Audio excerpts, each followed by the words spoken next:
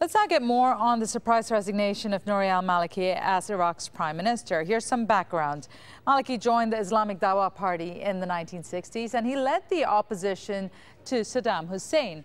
Now, he left Iraq in 1979 when he found out he'd be executed by the government, and he lived in Syria and Iran.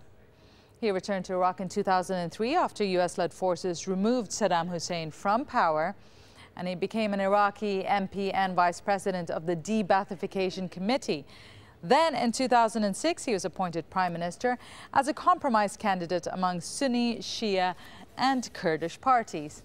Well, joining me from London is Zuhair Al-Nair. He's the UK spokesman for the Iraqi Dawah Party, and that was the party of Nouri al-Maliki. Thank you very much for coming on this program and speaking to us.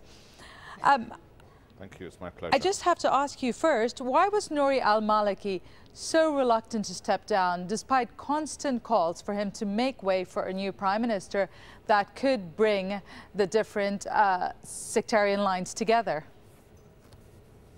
Well, I think if you look at it from his point of view, he actually won the election in terms of getting the highest number of personal votes, and his State of Law coalition won the largest number of individual seats for a bloc.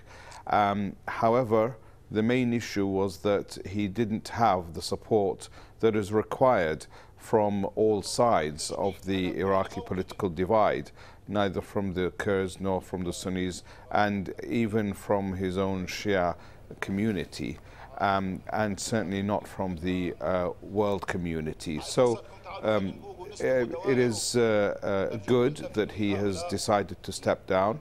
This is a success for Iraqi democracy, and he is supporting the new Prime Minister, Dr. Haider al-Abadi.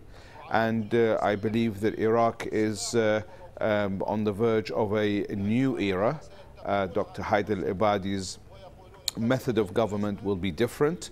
It will be an inclusive method of government. He will reach out to all political divides. He will aim to heal the rifts. He will aim to focus on national reconciliation so that we can drive out the terrorists that have occupied our country and done so much damage. That's right. It's been said that a united front is needed right now, particularly right now. Indeed. Which means, was Nouri al-Maliki a divisive character? Do you support him, or does your party support him stepping down? Was it necessary for him to leave in order to bring in a new government that would be inclusive? Yes, the Dawah Party in the last weeks have told Nouri al-Maliki that he needs to step down. Of course, Dr. Haider al-Abadi is from the Dawah Party as well, but as I said, his style of leadership is different to Prime Minister Maliki, former Prime Minister Maliki.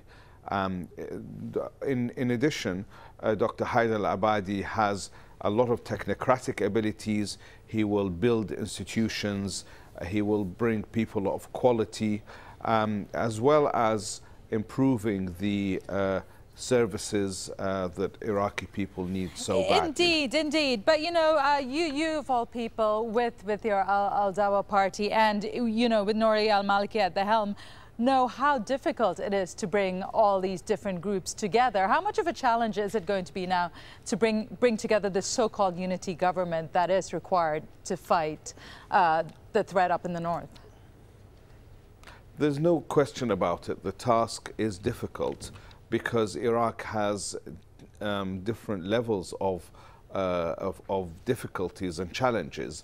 However, all sides have said that they are willing to work with Dr. Haider al-Abadi and to make this work. And it is in the interest of all sides. It is in the interest of the Kurds, the Sunnis and the Shias to work together to keep Iraq united, to defeat the foreign terrorists who have come and done so much damage to Iraqi people, to the minorities, to really the whole country. So it is in the interest of everyone. Everyone is willing to work with the new Prime Minister, and I believe that this is a new opportunity and there is momentum to make a change.